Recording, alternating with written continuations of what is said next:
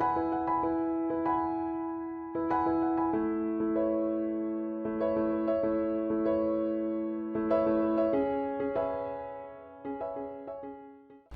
everyone, welcome to the physics lecture series for class 12th. So we are doing the chapter dual nature of radiation and matter. This is the second lecture. तो last lecture में हमने देखे थे कुछ properties of photo electric effect और हमने देखा था कि we are unable to explain those properties using the wave theory of light. तो अभी हम आज देखेंगे कि how we can explain those things using the Einstein's theory of photo electric effect. So we start with this.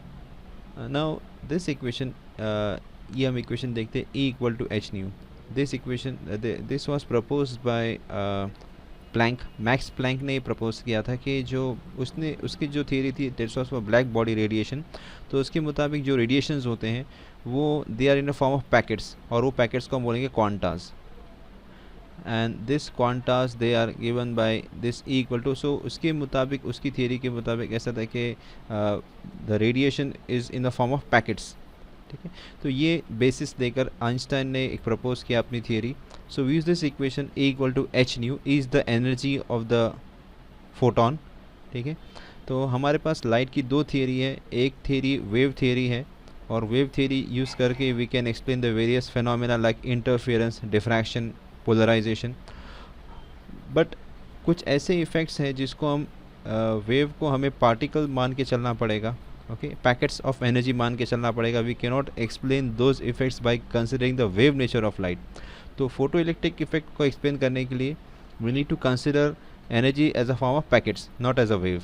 Okay, so Einstein की theory के मुताबिक क्या है कि light consist of quantas of energy, and it is given by this equation E equal to h nu. तो E is the energy, H is the Planck's constant, and nu is the frequency of the radiation. तो हम ये देखते हैं कि E is proportional to nu. तो जितनी frequency ज़्यादा रहेगी उतनी एनर्जी ज़्यादा रहेगी. और एक चीज़ हमें ये भी पता होना चाहिए कि lambda is inversely proportional to frequency. ठीक है, तो जितनी फ्रीक्वेंसी ज़्यादा रहेगी उतना वो वेव का वेवलेंथ कम रहेगा. So now we explain this effects using the Einstein's theory. Now we explain whatever observations were done in the photoelectric effect experiment. So हम आइंस्टाइन्स की थियरी यूज़ करके ये ऑब्जर्वेशंस को एक्सप्लेन करेंगे. We get a satisfactory reply this conclusion. So the first one जो है, पहला point ये है कि colliding photon gives its energy to the electron. तो मैं यहाँ पर साइड पे इसे एक्सप्लेन करता हूँ. द फर्स्ट वाला पहला जो पॉइंट है, तो ये पॉइंट के मुताबिक क्या है कि ये सपोज़ ये फ़ोटो इलेक्ट्रिक प्लेट है. तो जैसी रेडिएशन इस पर फोटोन जब इस पर इंसिडेंट होता है, तो फोटोन की जो एनर्जी, जैसे हमने भी देखा, फोटोन की energy is given by E equal to h nu. ठीक है, तो न्यू इज़ द फ्रीक्वेंसी. ठीक है, E is the energy, new is the frequency. तो जैसे ही ये लाइट इंसिडेंट होती है, तो ये जो एनर्जी है, फोटोन की एनर्जी E है, it gives its energy to the electron. ये जो मेटल प्लेट में इलेक्ट्रॉन होंगे, तो जैसे ही इलेक्ट्रॉन को एनर्जी मिलती है, फोटोन जो है फोटोन वैनिशेस. फोटोन जो अपनी पूरी एनर्जी जो है इलेक्ट्रॉन को दे देगा, और इलेक्ट्रॉन जो है फ्री हो जाएगा. उसकी वजह से हमें ये electrons they are set free because of this particular. तो यहाँ पर क्या है कि फोटोन अपनी एनर्जी जो है इलेक्ट्रॉन को दे देता है और इलेक्ट्रॉन फ्री हो जाता है. नाउ हर फ्रीक्वेंसी पे ये नहीं होता. ठीक है, हर पर्टिकुलर प्लेट का एक photo electric function phi zero जिसे हम डिनोट करते हैं. What is this for? This is ये वर्क फंक्शन हम बताते हैं. तो वर्क फंक्शन क्या है? Work function is the minimum amount of energy required to set an electron free from this plate. ठीक है, तो फाई ज़ीरो जो एक कांस्टेंट है, हर मेटल प्लेट के लिए अलग अलग होता है. तो इतनी मिनिमम एनर्जी हमें सप्लाई करना पड़ेगा ताकि वो इलेक्ट्रॉन रिलीज़ हो जाए. अगर एनर्जी उससे कम होगी तो इलेक्ट्रॉन रिलीज़ नहीं होगा. ठीक है, तो इसलिए अगर सपोज़ हमने एक फ्रीक्वेंसी हमने एच न्यू वन लिया है, suppose if h nu one if it is greater than equal to phi zero, तो फोटो इलेक्ट्रिक इफेक्ट ऑब्जर्व किया जाएगा. हाँ, अगर ये एनर्जी if it is less than equal to phi zero, तो फोटो इलेक्ट्रिक इफेक्ट ऑब्जर्व नहीं किया जाएगा, कोई भी इलेक्ट्रॉन जो है फ्री नहीं होगा. तो ये पहली चीज़ है कि फ़ोटो इलेक्ट्रिक इफेक्ट एक पर्टिकुलर फ्रीक्वेंसी पे होगा जिसको हम बोलते हैं थ्रेशोल्ड फ्रीक्वेंसी, और उसके बाद की हर फ्रीक्वेंसी पे होगा. तो ये कंडीशन है कि उस जो एनर्जी सप्लाई करते हैं वो वर्क फंक्शन से ज़्यादा होनी चाहिए. ये हम चीज़ ऑब्ज़र्व करते हैं. नाउ सेकेंड जो है the process of energy transfer is instantaneous. ठीक है, तो हम ये देखते हैं कि ये जो इफ़ेक्ट है photo electric, it is instantaneous effect. तो इसका मतलब क्या है कि जैसे ही ये फोटोन स्ट्राइक करता है इस पर्टिकुलर प्लेट पर, तो एक एनर्जी एक्सचेंज होता है और इमीडिएटली इलेक्ट्रॉन जो है वो, अगर उसकी एनर्जी ज़्यादा है, उस पर्टिकुलर फंक्शन से ज़्यादा है, तो ये इलेक्ट्रॉन फ्री हो जाता है, इट सेट्स फ्री। और ये एनर्जी एक्सचेंज में takes within no time. ठीक है, फ़ौरन हो जाता है। जैसे हम रेडिएशन कट ऑफ करते हैं, फोटोन नहीं जाना बंद हो जाएगा, तो इलेक्ट्रॉन भी एमिट होना बंद हो जाएंगे। So it is instantaneous effect. Then third point ये है कि लार्ज इंटेंसिटी, हम ये देखते हैं कि फोटो इलेक्ट्रिक इफेक्ट में जितनी हम इंटेंसिटी को बढ़ाते हैं, फोटो करंट या फोटो इलेक्ट्रॉन्स बढ़ जाते हैं। ठीक है, तो ये बात देखी जाती है कि more the intensity more is the photo current. तो इसको एक्सप्लेन करने के लिए आइंस्टाइन ने ये बताया कि जितनी इंटेंसिटी ज़्यादा रहेगी तो इतने फोटॉन्स ज़्यादा रहेंगे। अगर मान लो ये एक फोटोन स्ट्राइक कर रहा है, इंटेंसिटी कम है, तो एक इलेक्ट्रॉन एमिट होगा। जैसे एग्जांपल, अगर 10 फोटोन होंगे तो और इलेक्ट्रॉन ज़्यादा बढ़ेंगे। तो ये है कि जितनी इंटेंसिटी बढ़ेगी, ठीक है, उतनी एनर्जी, क्योंकि हर फोटोन के पास इतनी एनर्जी है, E=H²। तो जितने फोटॉन्स ज़्यादा स्ट्राइक करेंगे उतने इलेक्ट्रॉन्स ज़्यादा सेट फ्री होंगे और उसकी वजह से करंट जो है बढ़ता रहेगा। तो ये बताया जाता है कि जितनी इंटेंसिटी ज़्यादा होगी उतना फोटो करंट ज़्यादा होगा। देन नंबर 4 पॉइंट ये है कि high accelerating potential increases the current then the current saturates. तो ये ऑब्जर्वेशन देखा जाता है कि अगर हम इंटेंसिटी को बढ़ाते हैं, इंटेंसिटी कांस्टेंट रखते हैं, we are not increasing the intensity, हम क्या करते हैं, पोटेंशियल को बढ़ाते हैं। तो उससे क्या होता है, ये देखा जाता है कि जितना पोटेंशियल बढ़ाते जाते हैं करंट बढ़ता जाता है और एक पॉइंट पे आके करंट जो है सैचुरेट, यानी current this is the current suppose and this is the accelerating voltage, तो करंट सैचुरेट हो जाता है। तो इसका आंसर ये है कि ये हम जो यहाँ पर पोटेंशियल अप्लाई करते हैं, now intensity is constant, no because of particular intensity, मान लो 10 इलेक्ट्रॉन्स ये एमिट कर रहा है। ठीक है, इंटेंसिटी कांस्टेंट, मान लो 10 इलेक्ट्रॉन्स एमिट कर रहे हैं, तो ये 10 से ज़्यादा इलेक्ट्रॉन तो कभी जाएंगे नहीं यहाँ पर। हम यहाँ पर जो पोटेंशियल बढ़ाते हैं, इससे क्या होता है, ये जो इलेक्ट्रॉन है ये और फास्ट आना शुरू हो जाते हैं, जिसकी वजह से करंट बढ़ता है। मगर क्योंकि 10 से ज़्यादा इलेक्ट्रॉन तो एमिट नहीं हो रहे, तो इससे ये करंट कांस्टेंट हो जाता है। We are keeping the intensity constant. मगर ये पोटेंशियल को बढ़ाने से क्या है कि इलेक्ट्रॉन और फास्ट अट्रैक्ट होते हैं इस पर्टिकुलर प्लेट पर। तो जितना फास्ट, जितना जल्दी होते रहेंगे उतना करंट बढ़ता रहेगा। मगर क्योंकि इलेक्ट्रॉन की वैल्यू तो फिक्स है, इलेक्ट्रॉन फिक्स हो गए, इसकी वजह से वो लास्ट में करंट सैचुरेट हो जाता है। ये इसका हम ये देखते हैं। ठीक है, तो इंटेंसिटी जो है ये करंट को बढ़ाएगी, बट पोटेंशियल जो है करंट को बढ़ाएगा मगर करंट सैचुरेट हो जाएगा। ओके, देन दिस पॉइंट भी हो गया। Now 5th point, more intensity give more current and higher saturation value. ये भी पॉइंट तो हमने ऑफकोर्स पहले भी देखे हैं। तो ये क्या बोलता है, ये पॉइंट क्या बोलता है कि जितनी हम इंटेंसिटी बढ़ाते हैं, ठीक है, तो उतना करंट बढ़ेगा और वो सैचुरेट हो जाएगा। जितना ऑफकोर्स सैचुरेशन हमें ज़्यादा मिलेगा, अगर वोल्टेज हम बढ़ाते तो सैचुरेशन तो ज़्यादा मिलेगा। अगर हम इंटेंसिटी बढ़ाते तो और करंट ज़्यादा रहेगा और उस आगे जाके सैचुरेट होगा। जितनी करंट बढ़ाएंगे तो जितना इंटेंसिटी बढ़ेगी उतना उस पर्टिकुलर वोल्टेज पे सैचुरेशन की वैल्यू बढ़ जाएगी। ये इसलिए बढ़ रही है कि जितने फोटॉन्स ज़्यादा स्ट्राइक करेंगे उतना इलेक्ट्रॉन्स ज़्यादा मिलेंगे और जितने इलेक्ट्रॉन्स मिलेंगे उतने करंट बढ़ता रहेगा। देन पॉइंट नंबर 6, तो ये बोलता है कि Einstein's, this is what we have, this equation is called as the Einstein's photo electric equation. ये हमें एक्सप्लेन करता है कि how we get the maximum kinetic energy. Okay, now let us try to understand this particular equation. I will just rub this. Now this equation, ये equation को क्या बोलता है कि kinetic energy, ठीक है, KE max is equal to h nu minus phi 0. Okay, तो इसको अगर हम ऐसा लिखेंगे, सपोज h nu तो हमको पता है E है, तो ये हम इसको यहाँ पर E लिख देते हैं. I will rewrite this equation again and explain. So this is the kinetic energy, max kinetic energy, okay, equal to E minus phi. When we rearrange this term, ये हमको मिलता है E equal to maximum kinetic energy plus phi. तो हमको phi यहाँ पे ले लिया और इसको रीअरेंज कर दिया. तो यहाँ पर जो एनर्जी हम सप्लाई करते हैं, ठीक है, whatever energy we are giving through the radiation, ये दो तरह यूज़ होती है. एक तो जो है वर्क फंक्शन में यूज़ होती है कि वो इलेक्ट्रॉन को सप्लाई की जाती है ताकि इलेक्ट्रॉन फ्री हो जाए, और जो बची हुई एनर्जी रहेगी, this energy is use as the kinetic energy of the particular electron. ठीक है, तो अगर मान लो एनर्जी सफिशिएंट, अच्छी खासी एनर्जी है, तो जितनी एनर्जी ज़्यादा होगी तो इलेक्ट्रॉन सेट हो जाएगा, फ्री भी हो जाएगा, और दूसरा उसकी काइनेटिक एनर्जी भी ज़्यादा रहेगी। यानी क्या है कि E equal to h nu है, तो ये एच न्यू है। ठीक है, ये kinetic energy, and here we have the phi zero. ठीक है, तो जितना ठीक है, उतनी काइनेटिक एनर्जी ज़्यादा रहेगी, क्योंकि ये तो फाई तो फिक्स है। ठीक है ना, फाई तो फिक्स रहेगा, इतनी तो कम से कम एनर्जी चाहिए ये इलेक्ट्रॉन को रिलीज़ करने के लिए, फ्री करने के लिए, और जो बची हुई एनर्जी रहेगी वो काइनेटिक एनर्जी में इस्तेमाल होगी। इसलिए जितनी फ्रीक्वेंसी ज़्यादा रहेगी उतनी काइनेटिक एनर्जी ज़्यादा रहेगी। तो ये बताते हैं कि जो मैक्सिमम काइनेटिक एनर्जी वो इंटेंसिटी पे डिपेंड नहीं करती है, वो फ्रीक्वेंसी पे डिपेंड करती है। जितनी फ्रीक्वेंसी ज़्यादा रहेगी उतनी एनर्जी ज़्यादा रहेगी, और वो एनर्जी दो चीज़ों में डिस्ट्रीब्यूट होती है, एक तो वर्क फंक्शन में जो तो फिक्स है, और बाकी जो बची हुई है वो काइनेटिक एनर्जी में यूज़ होती है। Now next we come to the next this point number 7. Electrons emitted from the surface have different kinetic energy. So ये हमारे पास जो फोटो सेंसिटिव प्लेट है, when radiations fall on this, तो जो electrons जो एमिट होते हैं, हर इलेक्ट्रॉन की सेम काइनेटिक एनर्जी नहीं होती। Now what is the reason?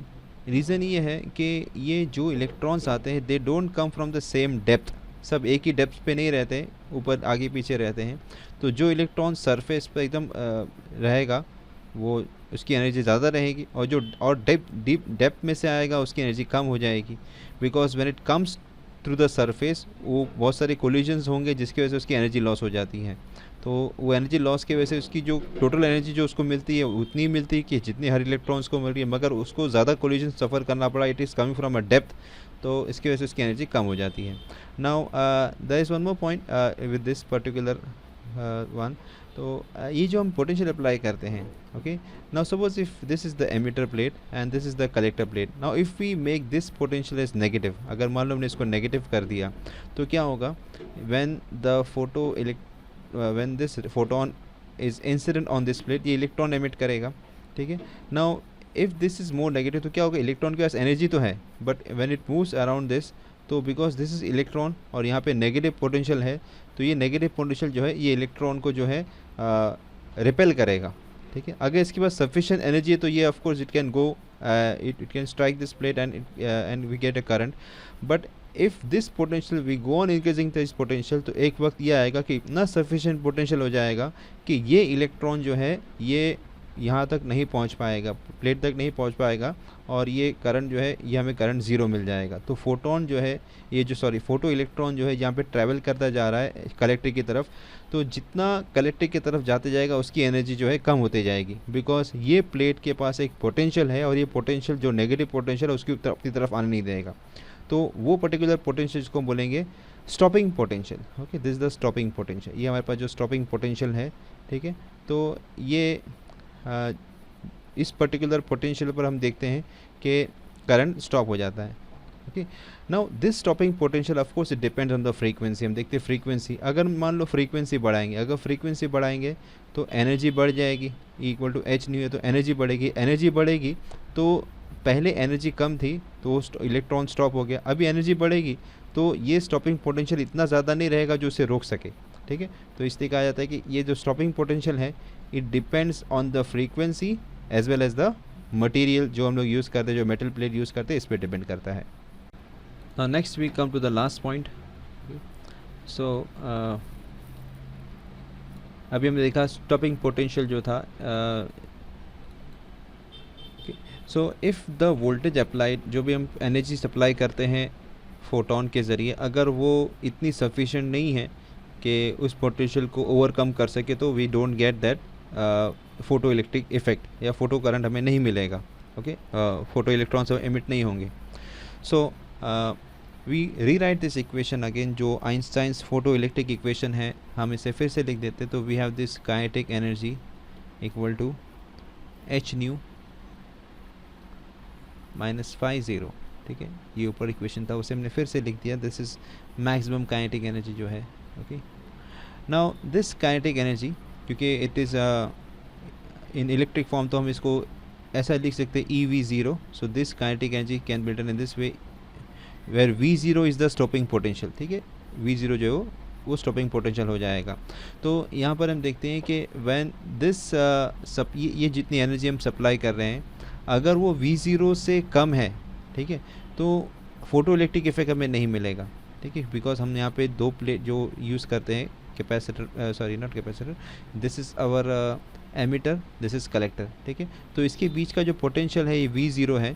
तो ये एनर्जी इतनी ज़्यादा होनी चाहिए जो ये पोटेंशियल को ओवरकम कर सके. ठीक है, सो दिस इज़, ये इक्वेशन हमें मिलेगा. This is the equation which we get. Okay, so now in this case we can rearrange the terms here. What we do is we write this V0. इसको मैं नीचे लिखता हूँ. So what we get is this is V0 equal to H upon E nu minus phi 0 upon E. So this is the equation we get. तो ये equation जो है, अगर हम इसको कंपेयर करेंगे जो equation of a straight line, so what does equation of a straight line से, y equal to mx plus c. ठीक है, तो y is of course the y, ये x coordinate, y coordinate, this m is the slope and c is the intercept on the y-axis.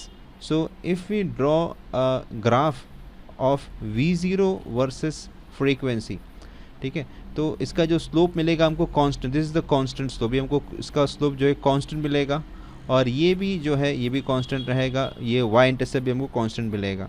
Okay, तो this equation also confirms whatever observations we have done in the photo electric effect experiment.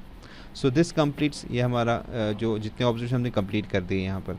Okay, now let us compare, do the comparison, okay, of whatever observations we have done between with respect to wave theory and the Einstein's photoelectric effect. Now on the left ये हमारे पास table है, तो ये observations है हमारे पास, जिस साथ ये ऑब्जर्वेशंस और वेव थ्योरी क्या बोलती है और आइंस्टाइंस थ्योरी क्या बोलती है इसके बारे में. तो द फर्स्ट ऑब्जर्वेशन ये है कि photo electric effect is an instantaneous effect. ठीक है, तो ये इफ़ेक्ट ऑब्जर्व किया गया. वेव थियरी बोलती है कि ये बहुत इंटेंस लाइट रहेगी तो ही ये इंस्टेंटली होगा, अदरवाइज इंस्टेंटली नहीं होगा, उसे एनर्जी एक्यूमुलेट करने में टाइम जाएगा. आइंस्टाइन की थियरी बोलती है कि एक सिंगल भी फोटोन रहेगा तो वो इफ़ेक्ट ऑब्जर्व किया जाएगा, इंस्टेंटली ऑब्जर्व किया जाएगा. तो ये जो है ये सपोर्ट नहीं करता, this is goes. Then second जो ऑब्जर्वेशन है ये कि low intensity can also produce photo electron. तो वेव थ्योरी बोलती है कि ये पॉसिबल नहीं है, कि हम लो इंटेंसिटी में फोटो इलेक्ट्रॉन हमें नहीं मिलेगा. बट आइंस्टाइन थ्योरी से इट इज़ पॉसिबल. ठीक है, because energy comes from through the frequency, not due to intensity. ठीक है, तीसरा जो पॉइंट है, high intensity gives high current, जितनी इंटेंसिटी ज़्यादा रहेगी उतना करंट ज़्यादा मिलेगा. तो ये सपोर्ट करता है, ये थ्योरी जो है सपोर्ट करती है इसका, और ये ऑफकोर्स हमने देखा ये भी सपोर्ट करती है. Then fourth point, high intensity will have no effect on the energy of the electron. ठीक है, तो इंटेंसिटी जितनी ज़्यादा रहेगी, फोटोन की जो एनर्जी, इलेक्ट्रॉन की जो एनर्जी वो ज़्यादा नहीं होगी. ठीक है, तो ये वेव थ्योरी बोलती है कि जितनी ज़्यादा इंटेंसिटी उतनी ज़्यादा इलेक्ट्रॉन्स की एनर्जी रहेगी, जो कि गलत है. ठीक है, तो हमने अभी ऑब्जर्वेशन देखा, हमने अभी फोटोन ये आइंस्टाइंस की थ्योरी से प्रूफ किया कि हाई इंटेंसिटी से इलेक्ट्रॉन्स बढ़ेंगे मगर उनकी एनर्जी नहीं बढ़ेगी. नंबर ऑफ़ इलेक्ट्रॉन्स इंक्रीज होंगे मगर energy of electron remains same. ठीक है, because energy depends on frequency. तो ये भी कंफर्म हो गया. Then next is this effect occurs only for frequency above a threshold frequency. तो वेव थ्योरी बोलती है कि वो किसी भी फ्रीक्वेंसी पे होगा. ये गलत है. तो आइंस्टाइन की थ्योरी ने बताया कि ऐसे हम प्रूफ हमने कर दिया, वो आइंस्टाइन फोटो इलेक्ट्रिक इक्वेशन की तो प्रूफ किया है कि वो जो इफेक्ट है वो जितनी फ्रीक्वेंसी से अबव थ्रेशोल्ड फ्रीक्वेंसी उसी पे होगा, उससे कम में नहीं होगा. Okay, so this confirms, sorry, this we get this as the confirmation. Okay, so sorry, ये सब बना. And then the last point हमारे पास ये है कि increase in the frequency increases the maximum kinetic of the electron. ठीक है, तो हम जितनी फ्रीक्वेंसी बढ़ेगी उतना मैक्सिमम काइनेटिक एनर्जी इलेक्ट्रॉन्स की बढ़ेगी. वेव थियरी बोलती है ऐसा नहीं होना चाहिए, maximum kinetic frequency has no effect. ठीक है, increase in the frequency has no effect on, तो ये गलत है. मगर हमने यहाँ पे प्रूफ किया है कि जितनी फ्रीक्वेंसी बढ़ेगी maximum kinetic energy of electron will increase. So this we say Einstein's theory gives a satisfactory explanation of whatever we have observed in the photoelectric effect, while we cannot do the same using the wave theory of light. Okay, so that's all for this particular session. Next session में हम आगे की बात करेंगे. Thanks for watching.